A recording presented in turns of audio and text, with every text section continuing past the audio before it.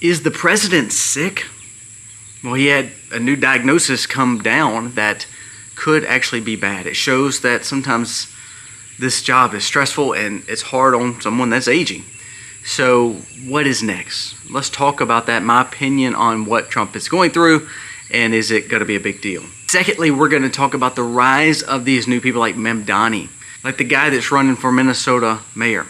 A lot of these guys do not actually have the skills, but they're saying all the things that is bringing attention. We're the fault. White guys are the fault. We're the real threat. There's a new report that shows that just what they're saying, some people believe in. Even some news organizations saying, really, the white man, the Christian man, the conservative, they're actually the problem, not us. In the last two stories, we're going to talk about California and how the Palisades situation has turned very, very evil. Seems like the government did want that land, and seems like those conspiracies are actually true. We're going to discuss that. And lastly, Democrats, Republicans, they're all the same, because now we have at least 14 to 15 Republicans signing on to a soft amnesty bill. What we're actually seeing is the breakdown of our society, just what I talked to you about yesterday. Let's dive into all these stories today.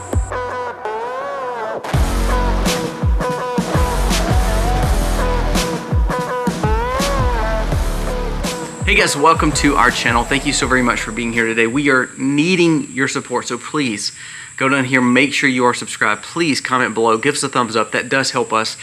And again, I think the more truth that we speak, the less you will see us. And that hurts my heart, but I'm just being honest with you. So please share this content as much as you can. Now let's jump into the stories of the day.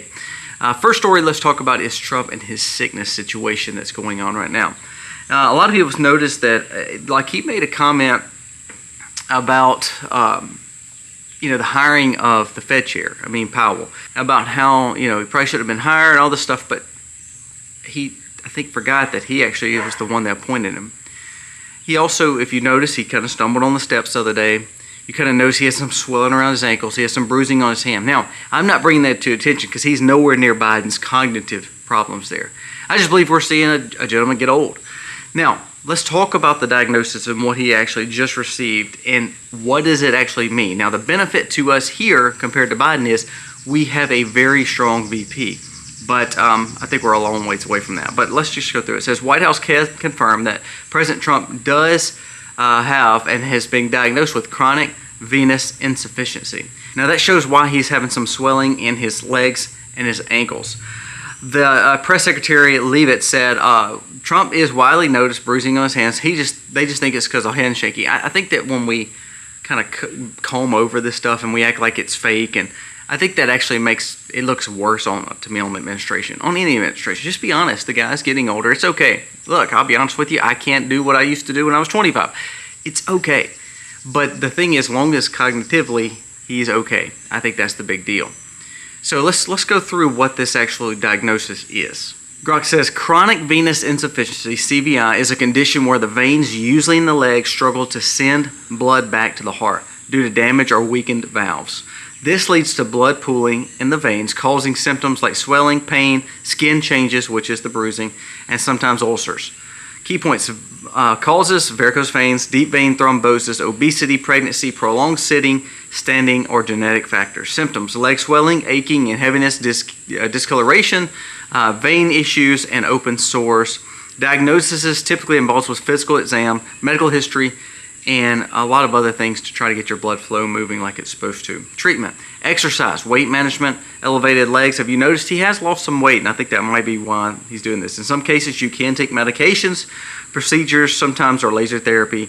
Complications, some infections and chronic pain. Prevention, regular movement, and maintaining healthy weight. Now, here's the thing. None of this is very dangerous on the inset. But the danger is if he doesn't take care of it or his doctors are not monitoring it, which I imagine they are, is that it could cause problems with blood and the cardiovascular system, which of course is the heart and lungs. So it could be some issues later on, but right now it's really not. Now they're going to push this up as, oh, well, he's just as unhealthy as Biden. Two totally different things. So we need to make sure that we understand that when we hear that he is quote unquote sick, he's nowhere near the cognitive decline as what Biden had. Now, everybody at 70, 80, and 90 years old are going to slip. We know that. The thing is, can you do the job? I do believe Trump can still do the job. The good thing, too, is we do have great leadership under him and he's surrounded by him. So when you hear he's sick, he may have some problems. And I think what makes it look better is we don't need to come out and try to mask over it. Republicans don't need to come over and try to mask over it. Just say, look, yeah, he's going through some things, but it's going to be okay.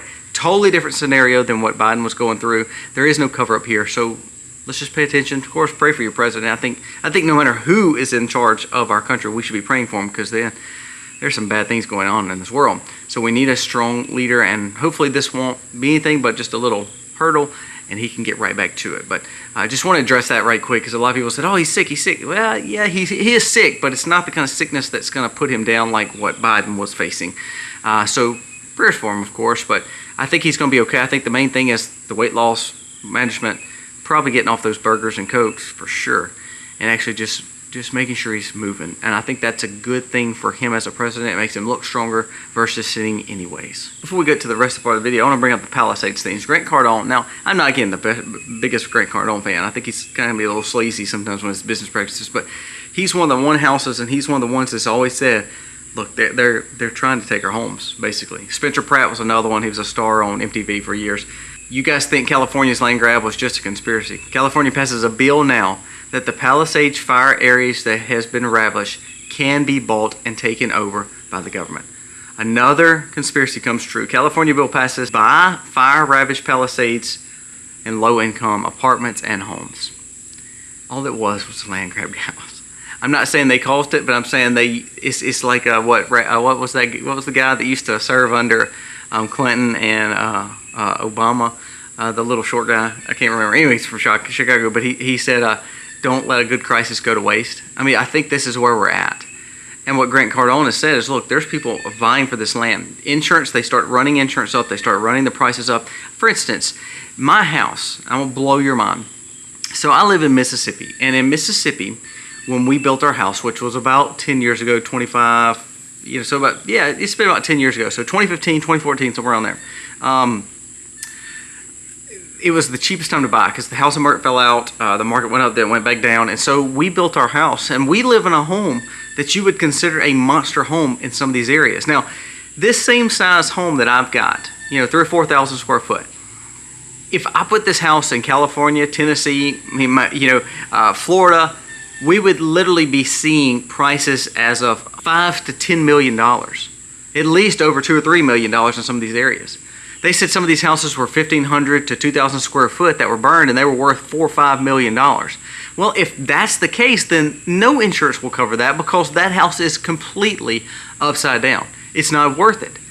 So when you see these housing markets go up, there's only two benefits to it. So they can assess you more taxes or charge you more on the insurance side, or basically not cover it when something were to take place. This is exactly what's happening in California, where all these people are losing their front property that they've bought. It said some people had bought these back in the early 70s, 80s, and 90s, and they didn't have all these rules and regulations. Well, now all of a sudden you have to have permits to clean it up. You have to have new permits to rebuild. You have to new structure and sound underneath. You can't just rebuild the same way that you built it before. So they're making it so hard to where people are saying, I'm out, I can't do it, I can't afford it. And so now all of a sudden the government's picking up this prime land. And I think that's a little shady, don't you? I think we need to be very wary of what's happening in California. Big government. We see, all these rising stars on the communist socialist side that's really pushing against freedoms. And I'm going to blow your mind with this next story. But before we do, a word from today's sponsor. Again, Chapter has become a big sponsor of ours. And to be honest with you, I actually did not know what they did at first. I didn't understand it. But the more and more I learned about them, the more I did my own research, the more that I realized how it's helping people. It's one of my favorite sponsors. If you're close to 65 or 65, already on Medicare or fixing to be, check with Chapter. There's a number below. This will help you. They are an advisor for you, and it's free. They literally search all over America to find the best plans for you. That's personalized for you. That helps you. So you're not overpaying, you're not underpaying, you're not getting less coverage, you're not getting more coverage. You are in a good spot because they are assisting you. They're not going to try to upsell you on anything. The average American saves $1,100. There's an individual just last week, and I've brought her up already. She said, I support Colby, so therefore I just went on and clicked on the link and went through the steps, got the call. She said, all of a sudden I realized that I'm overpaying, and she saved $1,200 and some odd dollars. It's like $1,290. So don't miss out on this opportunity to say, you know what, I can save some money. Remember, if you're on a fixed income, if you're 65 and over, or you're fixing to be, and you're fixing to get on a fixed income, and you don't know if you're going to make it, you don't know how you're going to afford all these things, let Chapter help you. Medicare is a juggernaut. It's government. It's a lot of people that has a lot of opinions. Sometimes those opinions are good or bad, but bottom line is let Chapter help you go through it and make sure you're getting the very best plan for you. Average American saves $1,100. That's a pretty big deal. Check with Chapter today. Number is below. Call them and use the link, and I promise you they will help you. I'm going to go to these two stories dealing with these two new communists, basically this pretty much taking the world by storm, especially in America. Zoran Memdani says he's in favor of abolishing private property. Now, we just heard a story of California having an issue. We see that property tax is not going down, even though people like DeSantis is pushing against it. It's not going down, and people are not going to allow that to go away, sadly. So if that's the case, and then you hear people like this is saying, look, we don't believe in private property. He doesn't believe in billionaires, doesn't believe in private property. What he's saying is the government will be your sugar daddy forever, and it will take care of you. It will provide the apartments that you need. For instance, in Palisades, it seems like they're going to be building a lot more rent-to-own properties versus homes, okay? Same situation in these cases where he's saying, look, if you live in these big areas, it's better not to own because of all the cost with it. So private property is really not a big deal. He even made a comment. I want you to go back and look at his interview. He made a comment that we don't have enough homes in America. Now, he said that at the same time. Remember, yesterday, I literally did a video on how many homes have been bought by the Chinese, how many properties. It was up in the almost $60 billion worth of homes sold in America to foreign countries, to foreign businesses, foreign governments, and foreign individuals, most of the time with cash. You don't believe that's a little shady because they're coming and paying hundreds of thousands of dollars. You're doing no background check on them, and they're buying property next to us in neighborhoods. That's a big deal. But at the same time, you have this communist saying there's not enough property. You have California saying, well, we're not going to rebuild your homes. We're going to just take the land because you can't afford the property tax anyway. You see how this works? It's becoming part of the major problem. Guy in Minnesota, the Somalia running for mayor. So you have him saying that you don't believe that you shouldn't have private property. Listen to what he says. He says, the mayoralty candidate, Omar Fattah, the real domestic threat is not people from overseas. It's not the people like me, and he was talking about him as a Muslim Somalian. He said the real threat is the white man. Do you see, what have we gained by allowing our country to be open to so many people? What have we gained by China coming in and buying our farmland or buying our homes? What have we gained about any of this? All we've gained is more problems for us, and now the prices of homes are going up. People can't afford it, can't afford the property tax, and now we have governments taking people's land in certain states, and now in other places they're saying, well, humans they really don't need private property. That's not what the Constitution's about. It's really about government taking it and providing for you. If you don't believe this is coming, it is literally coming.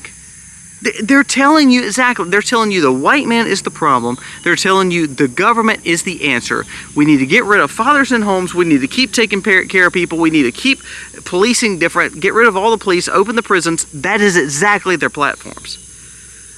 More unrest calls for more government control. That's what we've talked about, and I'm going to get silenced for it, but the truth is you have to pay attention to that. This is not all cupcakes and rainbows. These people are getting clout, more than clout, more than clout. You have the Schumers, you have the AOCs, you have all these Democrats backing this way of thinking because now they're saying, hey, this may be our ticket. We can go to the top and we're good. You know why I think they're importing a ton of people from Africa? I'm just going to be completely honest. It's because, and the one thing I think our government loves about Africa is they've learned how to control their people and keep them in absolute impoverishment, and actually have some of the richest lands in the world. Africa is home to so many rare earth minerals, gold composites, food, agriculture, and they've kept their people under complete, utter control. And I honestly believe that's why a lot of our leadership loves looking at Africa. I think that's why a lot of our leadership tries to get information from them, because they realize, wow, that is true. We can control our population the same way. I think that's why they're trying to bring in so many people to absolutely overrun in America, have a problem, civil unrest, more government control. Bam, done, finished. And now this brings me to your government. Congress, legislative branch. Salazar, Florida Republican, very, very loose term of Republican there, is now wanting to ultimately give amnesty to people. People that's been here a little bit longer, let's give amnesty. The same thing that Bush was pushing for, the same thing that a lot of liberals are pushing for, she's now wanting to give amnesty. Well, if they're not criminals, they are criminals because they came here legally. Well, if they've been here for 5 to 10 years, so they've been here, and okay, so you're saying this. I want to make sure we have a full understanding. People can come here illegally, and then we give them a pass. We give them all the benefits of America, and we're like, well, look, we'll just mask over those crimes because you've been a good citizen. You've picked our cotton. You've picked our blueberries. You've picked our oranges. So therefore, we're going to give you a pass. Now, I want to ask you, as an American citizen that's been here since I was born, you probably have too, have they ever just passed on if you broke a law and made a major crime, like, you know, like what they're doing, breaking over into areas in America that they shouldn't be in, hiding Social Security, fake numbers. Now I want to ask you, have you ever had that benefit? Has the government ever said, well, Colby, look, you didn't pay taxes the last 5 years. We're just going to wipe it clear. I mean, you know, if the immigrants can get some benefits, we're going to let you get some benefits. No, they haven't told us that, have they? You have to follow every little thing, don't you? You have to follow every rule, regulation, or you're going to get fined, ticketed, or put in jail. But no, we're going to allow for some people to come in here because they're picking our food. What are we doing? And 14 Republicans have already signed on to it. Of course, the most liberal among them. But you watch if we don't end up doing a soft amnesty bill as Republicans in Congress. It shows, again, how inept and how weak, but how big the establishment is. We have to pay attention to these stories. You know, the purpose of this video, I've told you 3 things. You have someone pushing for the vying of the sick president, which means he is having some health problems, which could be a problem later on. But we don't want that to take the tension. One thing that the files have done, and like this sickness has done, is it's taken the tension off some of the good things. Remember those numbers? Remember we have some of the lowest job unemployment times we've ever had? Do you remember that we're actually in a surplus with the tariffs? But no, you don't hear about those things because of these other stories.